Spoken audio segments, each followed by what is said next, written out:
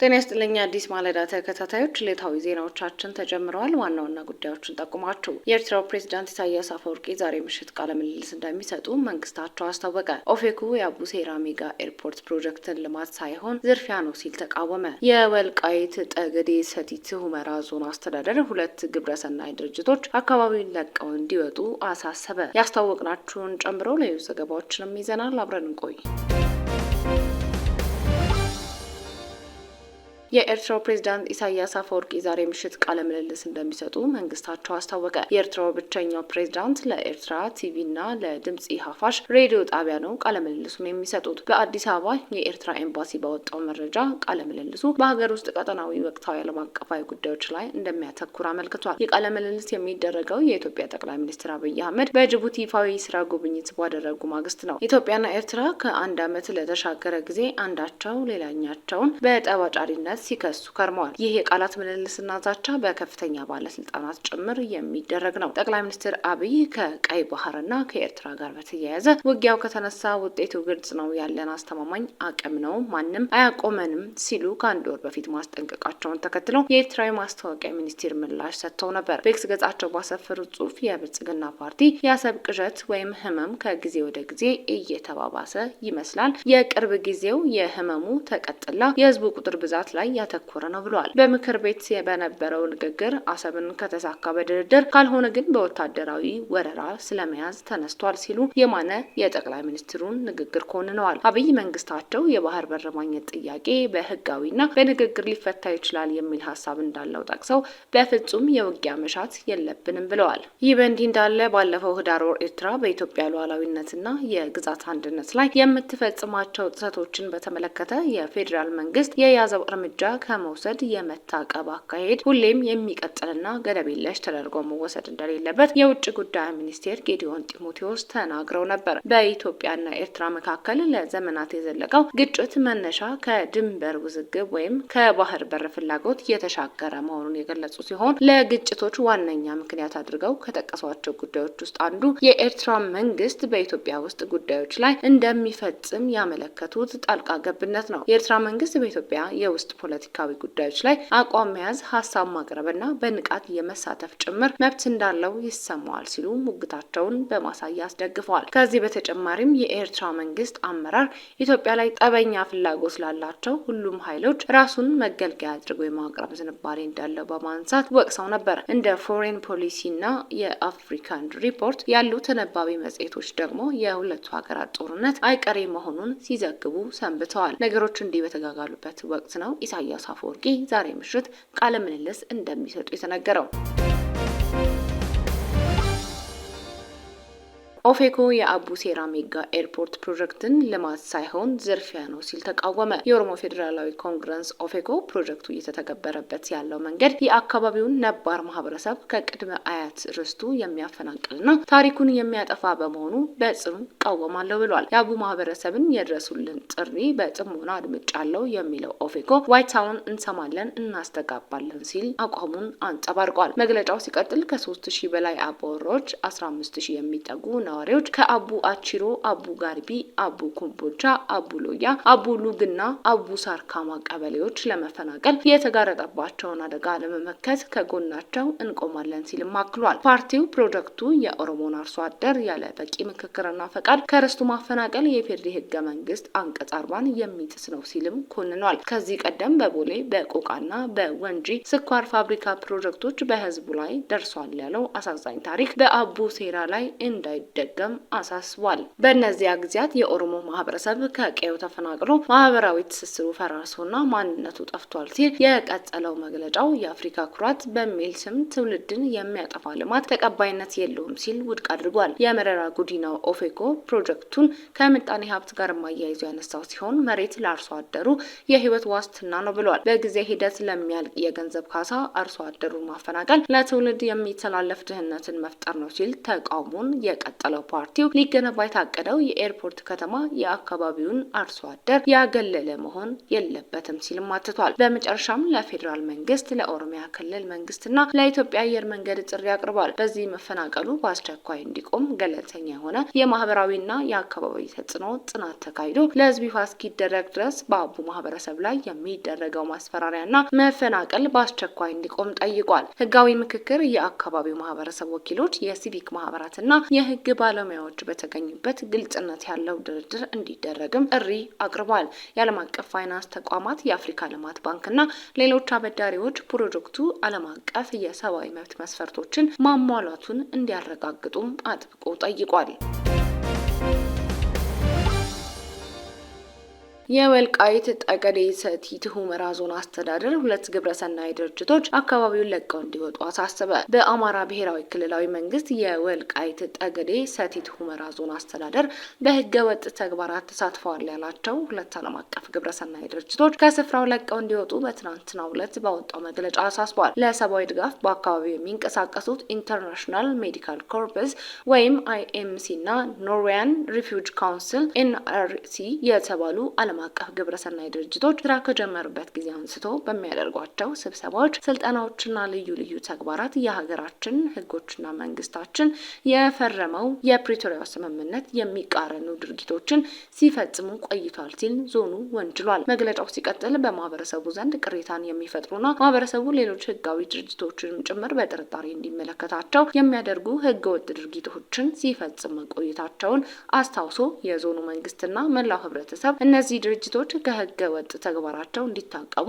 የፌዴራል መንግስት ከትግራይ ኃይሎች ጋር የፈረመው የፕሪቶሪያ ስምምነት እንዲያከብሩ በተደጋጋሚ ማሳሰቢያ ሲሰጣቸው እንደቆየም አስታውቋል። ይሁንና ድርጅቶቹ በህገ ወጥ ተግባሮች በመቀጠል በዞኑ የሚያደርጉት እንቅስቃሴ የግብረ ሰናይ ድርጅቶች ከተቋቋሙለት የሰብአዊ ድጋፍ ዓላማ በተቃረነ አኳኋን የፕሪቶሪያውን ስምምነት በመጣስ ወገንተኛ የሆነ የፖለቲካ አቋም በመያዝ በብዙ የህይወት መስዋዕትነት ነጻ የወጣውን ማህበረሰብ እንደ አፈናቃይ አድርገው እንደሚገልጹትም አመላክቷል። አካባቢው የትግራይ ክልል አካል በማለት ይጠሩታል የሚለው መግለጫው ለአብነትም ድርጅቶቹ ቅጥር መፈጸም ሆነ ሌሎች ይፋዊ ግብኝቶችን በተመለከተ አካባቢውን ምዕራብ ትግራይ በሚል የሚጠሩ ሲሆን ይህ ተግባራቸው ደግሞ አካባቢውን አወዛጋቢ ቦታ ብሎ የተሰየመውንና የፌዴራሉ መንግስት ጦርነትን ለመቋጨትና አካባቢውን ሰላማዊ በማድረግ ችግሮችን ለመፍታት ከፈረመው እንደ ኢትዮጵያ ህጎች ሁሉ የሀገሪቱ የህግ አካል የሆነውን የፕሪቶሪያ ስምምነትን በጉልህ የሚጥስ ተግባር ነው ሲልም ኮንኗል።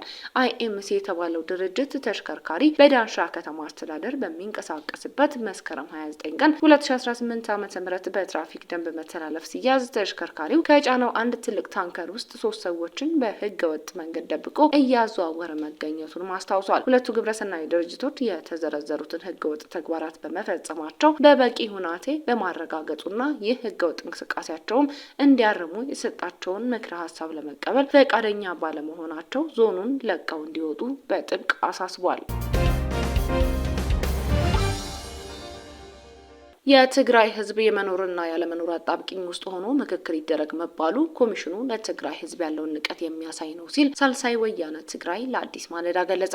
የምክክር ኮሚሽኑ የብልጽግና አስተሳሰብን ለማሳካት የሚራመድ ሊሆን አይገባም ያለው ደግሞ ስምረት ዲሞክራሲያዊ ፓርቲ ነው። የኢትዮጵያ ሀገራዊ ምክክር ኮሚሽን በሀገሪቱ በሚገኙ ክልሎችና ከተማ አስተዳደሮች በመዘዋወር የአጀንዳ ልየታ ቢያደርግም በትግራይ ግን ስራውን መስራት ሳይችል ከርሟል። በክልሉ በሚያደርገው የአጀንዳ ልየታ ላይ ተሳታፊ የሆኑና በሂደቱ የማይሰ ተፉ የፖለቲካ ፓርቲዎችን አዲስ ማለዳ አነጋግራለች። በትግራይ ክልል በሚደረገው የአጀንዳ ማሰባሰብ ሂደት ላይ አንሳተፍም፣ ምክንያቱ ደግሞ አሁን ላይ ለትግራይ ህዝብ የሚያስፈልገው ምክክር ሳይሆን በልቶ ማደር መሰረታዊ ጉዳይ ነው ያለው ሳልሳይ ወያነ ትግራይ ሳወት ነው። የሳልሳይ ወያነ ትግራይ የህዝብ ግንኙነት ኃላፊ ብርሃነ አጽብሃ እንደሚሉት የትግራይ ህዝብ የመኖርና ያለመኖር አጣብቂኝ ውስጥ ነው። ሁኔታው እንዲህ ቢሆንም በክልሉ ምክክር ይደረግ ማለት የትግራይን ህዝብ መናቅ ነው ሲሉ ሁኔታውን ተችተዋል። ፓርቲው በምክክር ሂደቱ ሳተፈው ለትግራይ ህዝብ ቅድሚያ የሚሰጠውን ነገር ምክክር ሳይሆን በልቶ ማደሩና ሰላሙ ስለሚያሳስበው እንጂ ምክክሩን በመናቅ አይደለም ነው የሚሉት። ከዚህ በተጨማሪም ሌሎች የጸጥታ ችግር ያለባቸው ክልሎች ምክክር ያደረጉ ቢሆንም እነሱ በህገ መንግስታዊ ማዕቀፍ ውስጥ ናቸው። ትግራይ ግን ከህገ መንግስታዊ ማዕቀፍ ውጪ ተቆርጣለች ይላሉ። በመሰረታዊነት በምክክሩ የማንሳተፍበት ምክንያት ደግሞ የትግራይ ህዝብ ያለበት ሁኔታ ስለሚታወቅ ማለት በመኖርና ባለመኖር ህልውናው በከባድ ከባድ አደጋ ውስጥ የገባ ህዝብ ስለሆነ ህዝቡ የሚመከር ከሆነ መጀመሪያ ያው መኖር በህይወት እንዲቀጥል በሚያደርገው ነገና የዛሬና የነገ መኖርና ለመኖር ከባድ ችግር ውስጥ ሆኖ ይሄ ለትግራይ ህዝብ ማለት የሀገራዊ ምክክር ኮሚሽን ያመጣው እንምከር የሚል ሀሳብ ለትግራይ ህዝብ አይመጥንም፣ ያለው ደረጃ አይገኝም። በተጨማሪም የህዝቡ ያለበት ሁኔታ ያላገናዘውና በተጨማሪ ደግሞ ማለት በትግራይ ህዝብ ካላቸው ንቀት የሚነሳ ነው የሚል እምነት ነው ያለን። ማለት በመሰረታዊነት ውይይት የሚጠላ የሆነ አካል የሚኖር አይመስለኝም። በተለይኛ ደግሞ በሰላማዊ ፖለቲካው ምህዳር ላይ እንደምንሳተፍ ፖለቲካ ፓርቲ የትግራይ ህዝብ ደግሞ የህልውና አደጋ አለበት ብለን ደግሞ በተለይ በአሰቃቂ ጦርነት ያሳለፈ ህዝብ ስለሆነ ማለት ለመምከር እኮ የሆነ ማለት ቤቱን ሊገባ ይገባል። መጀመሪያ እያሳለፈ ያለው ስቃይ ሊያበቃ ይገባል መጀመሪያ፣ ከዛ በኋላ ነው የሚመክረው። በተጨማሪ ደግሞ ከ1 ሚሊዮን በላይ ህዝብ አሁንም በተቀደደ የፕላስቲክ ቤት ሆኖ ከባድ ዋጋ እያሳለፈ ያለ እዛ ሄደ ማለት የቀን ምግብ ማታቀርብበት ሀሳብ ስጠኝ ብሎ ለመጠየቅ ሞራል ስኬት ነው የሚመነጨው፣ ኬት ነው የሚነሳው የሚላለ ነው። አሁን ሌሎች ክልሎች ምክክር አድርገዋል አድርጓል የሚል ሀሳብ ይመጣል። እነሱ እኮ በህገ መንግስታዊ ማዕቀፍ ሆኖ ነው እያደረገ ያለው። ትግራይ ከህገ መንግስታዊ ማዕቀፍ ተነጥላ ተቆርጣ ነው ያለችው። የተኩስ አቁም ስምምነቱ ደግሞ አንድ የሚለው ትግራይን ወደ ህገ መንግስታዊ ስርዓት የሚመልስ ነው የሚለው። ወደ ህገ መንግስታዊ ስርዓቱ የመመለስ ኃላፊነት ደግሞ ሀገራዊ ምክክር ኮሚሽን አቋቁም ያለው የሚል የፌዴራል መንግስት ግዴታ ነው።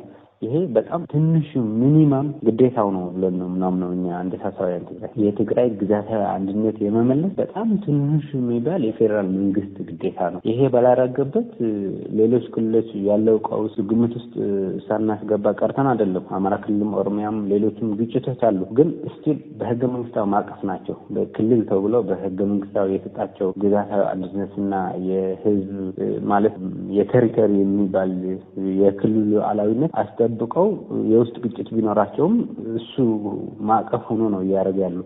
ትግራይ ህገ መንግስታዊ መብቷ ቶታሊ ኢግኖር ተደርጎ ያለ በሀገራዊ ምክክር ኮሚሽን ግን ልክ በህገ መንግስታዊ ማዕቀፍና በህገ መንግስታዊ ስርዓት የሚገባትን ጥቅምና ህዝብ የሚገባው መብት እየተከበረለት እንዳለ አርጉ የሚወስዱ አካላትም አሉና የትግራይ ሁኔታ የተለየ ሁኔታ ነው። በተለየ መንገድ ደግሞ መታየት አለበት የሚል እምነት አለ። የስምረት ዴሞክራሲያዊ ፓርቲ ምክትል ፕሬዚዳንት ሀፍቱ ኪሮስ ደግሞ ፓርቲው በክልሉ በሚደረገው የምክክር ሂደት ተሳታፊ እንደሚሆን ገልጿል። ነገር ግን ኮሚሽኑ ምክክር ሲደረግ የብልጽግናን አስተሳሰብ ማራመድ የለበትም፣ ከምንም አይነት የአስተሳሰብ ተገዥነት ነጻ ሊሆን ይገባል ብለዋል። ኮሚሽኑ ነጻና ገለልተኛ ከሆነ ሀገሪቱ ውስጥ ያሉ ችግሮች በጥቂቱም ቢሆን ይቀረፋሉ ሲሉ አክለው ተናግረዋል። አያይዘውም በምክክር ሂደቱ አንሳተፍም ያሉ በክልሉ የሚንቀሳቀሱ የፖለቲካ ፓርቲዎች ወደ ምክክር እንዲመጡ ጥሪያቸውን አቅርበዋል። ምክክር ኮሚሽን ሁለተኛ የምክክር ኮሚሽን እንዲሆን ነው የምፈልገው። የማንም አስተሳሰብ ተገዢ እንዳይሆን እፈልጋለሁ። የመንግስትም ጭምር የህዝብ እንጂ የመንግስትም ጭምር ብልጽግና የሚመራ መንግስት እኛ ሀገር ውስጥ አለ። የብልጽግናን አስተሳሰብ ለማሳካት የሚራመድ ከሆነ ሊሆን አይችልም። ስለዚህ ይሄ ምክክር ኮሚሽን ሳጥን እንደሌለ አስቦ መንቀሳቀስ አለበት። የሆነ ሳጥን ተሰጥቶ በዛ ሳጥን ውስጥ የሚጨፍር ከሆነ ዞሮ ብዙም ምክንያቱም የኢትዮጵያ ችግር በጣም ብዙ ነው። ችግሩ መልከ ብዙ ችግር ቢኖረውም ግን የማይፈታ አይደለም። የሚፈታው ይሄ የምክክር ኮሚሽን በራሱ ነጻ ሲሆን ነው። በጣም ነጻ ሆኖ ለኢትዮጵያ ህዝቦች የቆመ ሆኖ ሁሉንም አካባቢዎች የሚያካትት ሆኖ ሲገኝ ነው። ከትግራይ ውጭ ኢትዮጵያ ያለችም፣ ከኦሮሞ ውጭ ኢትዮጵያ ያለችም፣ ከአማራ ውጭ ኢትዮጵያ ያለም ከሆነ አንድ የኢትዮጵያ አካል ውጭ ኢትዮጵያ የሚባል የለም። ስለዚህ የሁሉንም አካባቢ ችግሮች ተች ማድረግ አለበት፣ መንካት አለበት። እንደዚህ አይነት አስተሳሰብ ካለ እውነተኛ ኮሚሽን፣ ነጻ ኮሚሽን ከሆነ ኢትዮጵያ ውስጥ ያሉ ችግሮች ሙሉ በሙሉ ይፈታሉ ብዬ ባላስብም ከግማሽ በላይ መፍታት ከቻልን ሌሎቹ ስትራክቸራል ናቸው ብዬም ስለማምን በስትራክቸር መፍታት እንችላለን ሌሎች። ስለዚህ አንደኛ የምክክር ኮሚሽኑ በጣም ነጻ መሆን አለበት። አንደኛ ለማንም አካል ተገዢ መሆን የለበትም። ለኢትዮጵያ ህዝቦች ብቻ ነው ተገዢ መሆን ያለበት። አንደኛው እንደ ትግራይ ደግሞ ሳየው የትግራይን ሁኔታ በትክክል መገንዘብ ያለበት ይመስለኛል። የኛ ፒላር ሰላም ነው። ስለዚህ በዚህ በድርድሩ ላይ እንሳተፋለን። እኔም ባለፈው አዲስ አበባ ውስጥ ተካሂዶ በነበረው የሀገር ሽማግሌዎችና የምክክር ኮሚሽኑ ኮሚሽነሮች ዋና ኮሚሽነሩን ባሉበት ተሳትፌ ነበር። ስለዚህ ለሰላም የሚታገል ድርጅት ከምክክር ውጭ ሌላ አማራጭ የለውም። በዚህ ምክንያት ሰላም ምክክሩ ተሳታፊዎች እንደምንሆን ጥርጥር የለውም። እነማን በዚህ የምክክር መድረኩ ላይ ተሳታፊዎች እንዳልሆኑ በግልጽ ባላቀም ከምክክር ውጭ የሚፈታ ችግር የለም ብለን ግን እናምናለን። ሁሉም ችግሮቻችን አንደኛ የጋራ ችግሮች ናቸው፣ ሁለተኛ በጋራ አቅም ነው ሊፈቱ የሚችሉት። እኛ ደግሞ ኢትዮጵያውያኖች ነን። ስለዚህ ኢትዮጵያ የብዙሃን ሀገር ነች፣ ብሔር ብሔረሰቦች ሀገር ነች።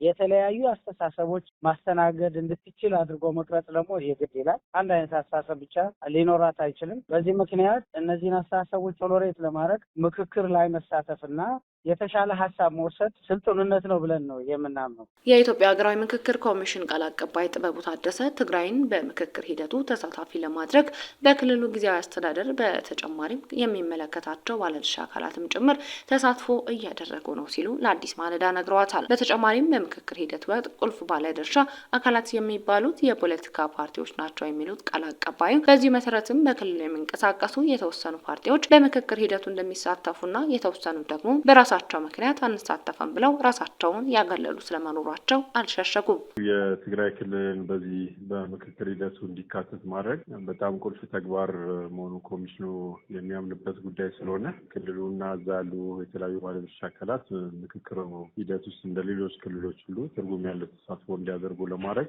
የተለያዩ ጥረቶች እየተደረጉ ነው ያሉት እና እስካሁን የተደረጉ ጥረቶችን በተመለከተ እንግዲህ ያው ሁላችን እንደምናውቀው ክልሉ ሌሎች ክልሎች አኳያ የተለየ ሁኔታ ውስጥ መኖሩ ይታወቃል እና ማለት ከዚህ ከጦርነቱ በኋላ ከዛ ደግሞ ከፕሪቶሪያ ስምምነት በኋላ አሁን ያለበት ወቅታዊ ሁኔታ ይታወቃል እና እሱን ወቅታዊ ሁኔታ ግምት ውስጥ ያስገባ ስራ ለማከናወን እንዲቻል ከክልሉ ጊዜያዊ አስተዳደር ጀምሮ እዛ ያሉ ፖለቲካ ፓርቲዎችን የተለያዩ የሲቪል ማህበረሰብ ድርጅቶችን ጨምሮ ከበርካታ አካላት ጋር ውይይቶች ሲደረጉ ቆይተዋል። አሁንም እነዛ ውይይቶች እየተደረጉ ነው ያሉት እና ውይይቶቹ ምንድን ነው? አንደኛ የምክክሩ ሂደት በትግራይ ክልል መካሄዱ አስፈላጊነቱን ባለድርሻ አካላት ህብረተሰቡን ጨምሮ እንዲገነዘቡትና እንዲረዱት ማድረግ እና በትግራይ ውስጥ አሉ የሚባሉ ችግሮችንም በዚህ በምክክር ሂደቱ ለመፍታት እድል እንዳለ እንዲገነዘቡ የማድረግ ስራዎች ናቸው ሲሰሩ የነበሩት። ሁለተኛ ነገር ደግሞ በተለይ የተለያዩ ባለድርሻ አካላት ለሂደቱ ስኬት ማድረግ የሚገባቸውን አስተዋጽኦ እና መወጣት ያለባቸውን ሀገራዊ ኃላፊነት እንዲወጡ የማስቻል ስራዎች ናቸው የተሰሩ ያሉት እና እስካሁን ባለው ሂደት እንግዲህ ከቅርብ ጊዜ ድረስ ከጊዜያዊ አስተዳደሩ ጨምሮ ከተለያዩ ባለድርሻ አካላት ጋር የምክክር ሂደት በትግራይ ተግባራዊ ሊሆን በሚችልባቸው ጉዳዮች ላይ ውይይቶችና መግባባቶችን ለመፍጠር ነው ጥረት እየተደረገ ያለው እና ሂደቱ አሁንም እዛው ላይ ነው ያለው። እንግዲህ በዚህ በምክክር ሂደት አንዱ ቁልፍ ባለድርሻ አካላት ከሚባሉት መካከል ፖለቲካ ፓርቲዎች ይገኙበታል እና በሌሎች ክልሎችም ሲካሄድ እነዚህ የፖለቲካ ፓርቲዎችን የማሳተፍ ስራ ኮሚሽኑ ይሰራል እና በትግራይም በተመሳሳይ መንገድ በክልሉ ከሚንቀሳቀሱ ሀገር አቀፍም ሆኑ ወይ ደግሞ ክልላዊ ፖለቲካ ፓርቲዎች ጋር ተደጋጋሚ ውይይቶችን ከዚህ ቀደምም አድርጓል። አሁን በቅርብም እያካሄደ ነው ያለው። እንደውም ባለፈው ሳምንት አካባቢ በትግራይ ክልል የሚንቀሳቀሱ የፖለቲካ ፓርቲዎች ወደ ኮሚሽኑ ጽሕፈት ቤት በመምጣትም ከኮሚሽነሮች ጋር ውይይቶችን አድርገዋል።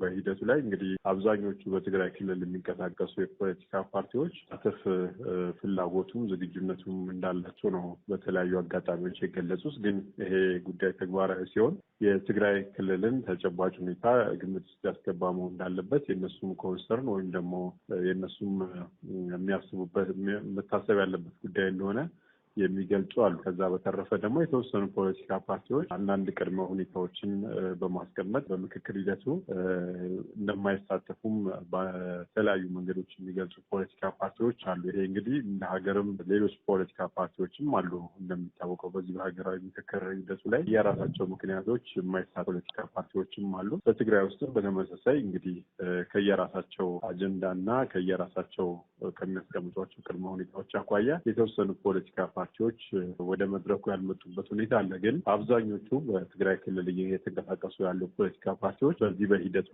ለመሳተፍ ፍላጎት እንዳላቸው ገልጸው በቅርበትም እየሰሩ ነው ያሉት። ዕለታዊ ዜናችን ተጠናቀቀ። አዲስ ማለዳን ሰብስክራይብ፣ ላይክ እና ሼር ማድረግ አይዘንጉ። ጤና ይስጥልኝ።